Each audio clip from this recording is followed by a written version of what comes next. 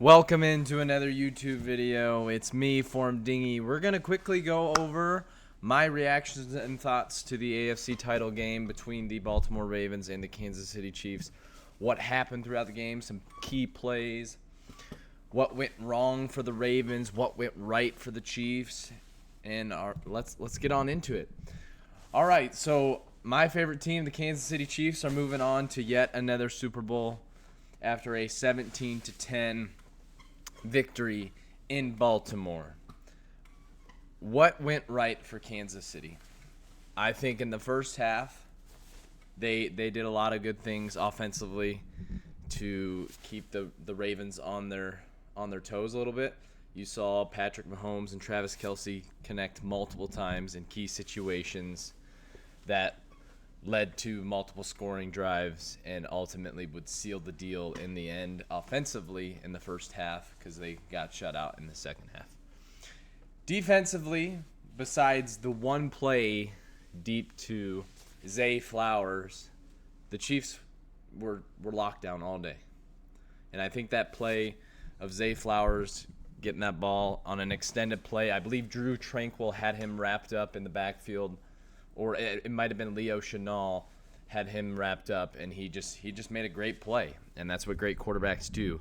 But other than that, Spags was locked in all game long, and the Chiefs' defense showed out the entire game.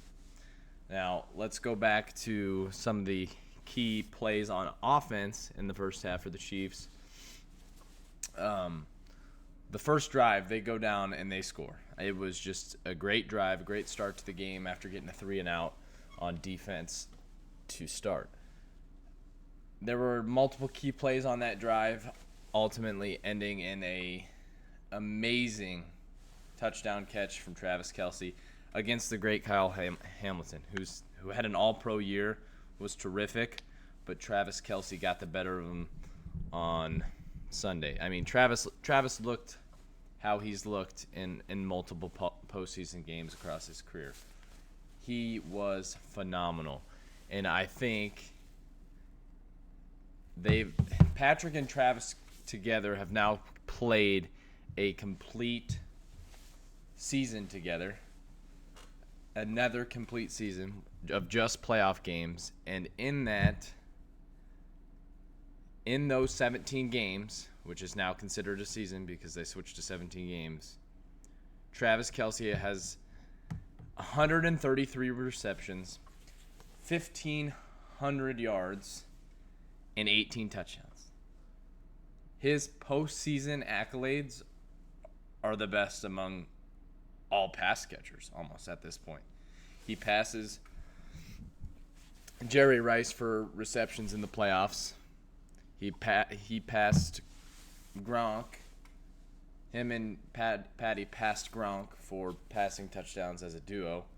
I mean, there's nothing this guy can't do in the playoffs. And I say that humbly because I am a Chiefs fan, so there's obviously going to be a little bias in there. But he's the greatest playoff performer in terms of a skill position that I have ever seen. He just does everything right. The play in the game where Patty's under pressure, gets freaking clobbered, throws it across his body, and Travis is there diving out, catching that pass. I mean, that's just Hall of Fame type shit. And it showed on Sunday. They are a big reason why we're back in the Super Bowl. Now, I will say this. The Ravens didn't help themselves, right? The Ravens, a team that runs the ball better than anybody in the league, went away from it. If you are a Ravens fan, you have to completely question why Todd Monken went away from the run when in the first half, Gus Edwards ran the ball, I think, one time, and it was for like 16 yards.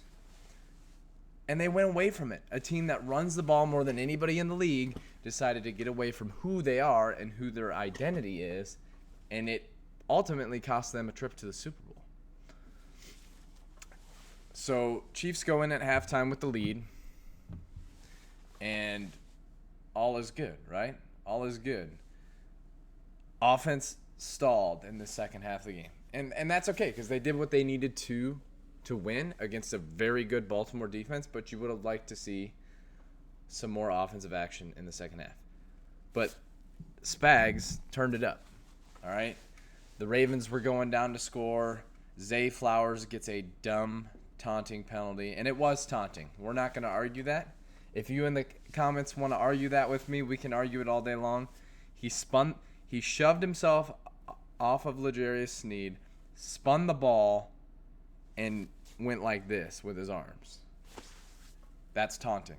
And it hurt them because 4 or 5 plays later, he catches the ball right over the middle of the field. Looks like it's going to be a touchdown.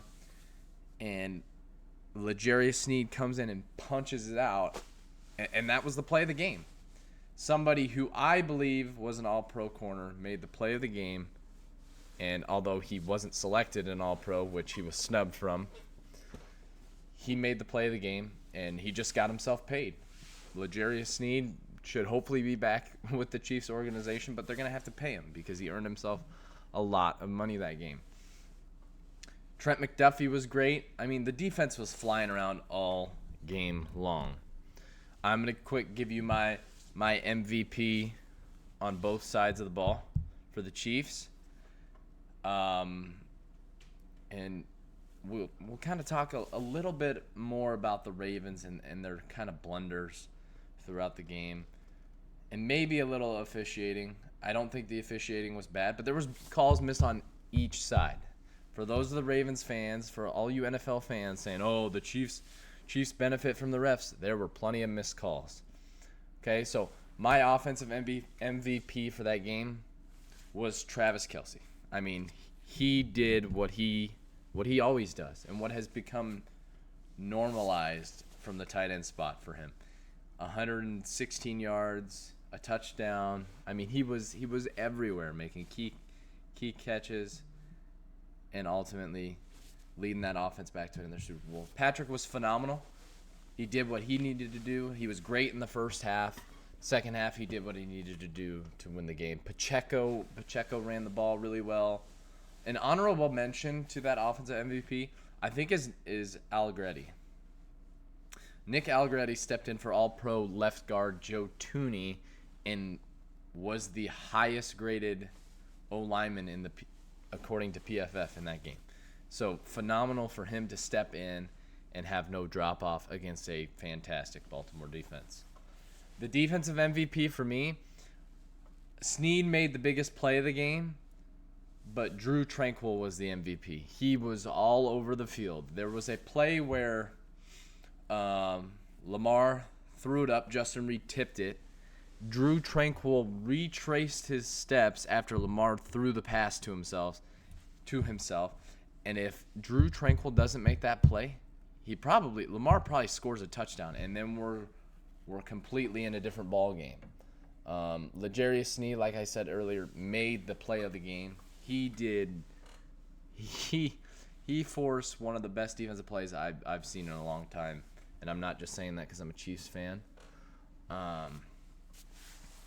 Moving over towards the Ravens side of the ball, what happened in the defensive on the defensive side in the first half? I mean, I think Patrick Mahomes just picked them apart. I don't think you can fault their first half performance, especially after you saw what happened in the second half when they kept the Ravens offense in the game and their team in the game as a whole, and they adjusted really well at halftime. So you got to give credit to McDonald there and his unit, and then the offense. I mean, Spags just put him in a blender. Spags just had their number all game long, and he's shown time and time again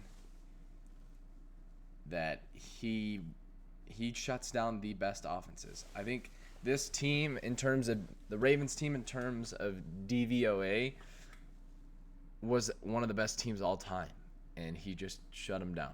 I mean, the Ravens hadn't been held under 20 points all year, and he gives up 10 to them. All right, now we're going to hit the controversial topic of officiating. I personally think the game was well officiated. And I'm not saying that because I'm a Chiefs fan. for the most part, there wasn't a call that was like, okay, that should have been a call.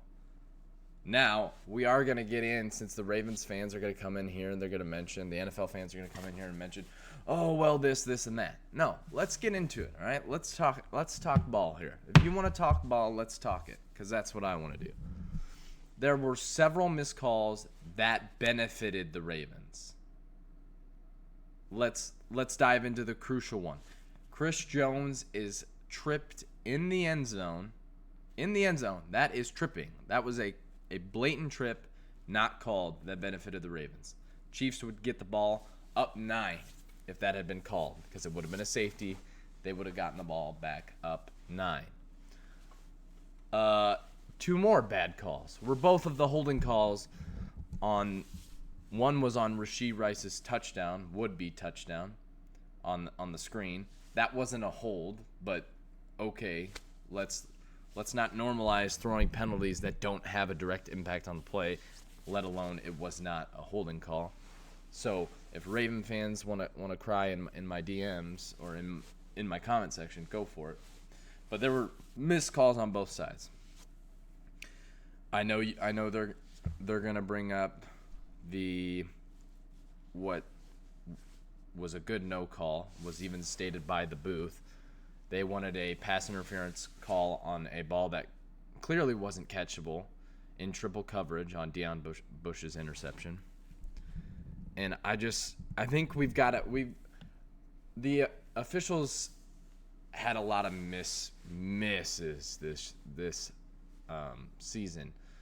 But I think that postseason game was probably the cleanest I've seen.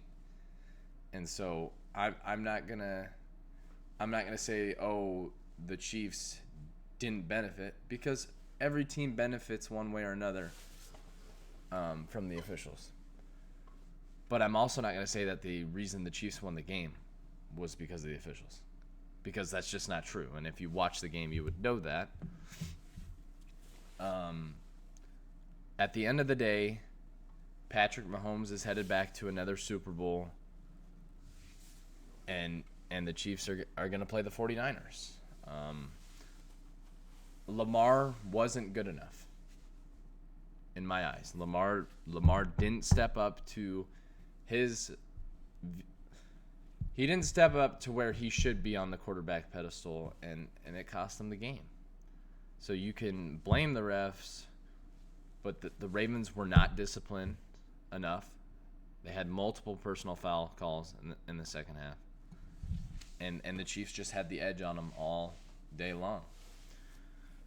If you want to discuss this further, I'm here for it. Please leave a like and a comment in the comment section, and we'll talk ball. If you ever want to talk football with me, let's do it, because I don't know everything, and you, the viewer, don't know everything. So let's keep talking football. Let's keep growing the knowledge of the game. If you liked this video and you like what you're seeing, hit that subscribe button to help your boy Form Dingy out. And I'll catch you in the next video. Peace.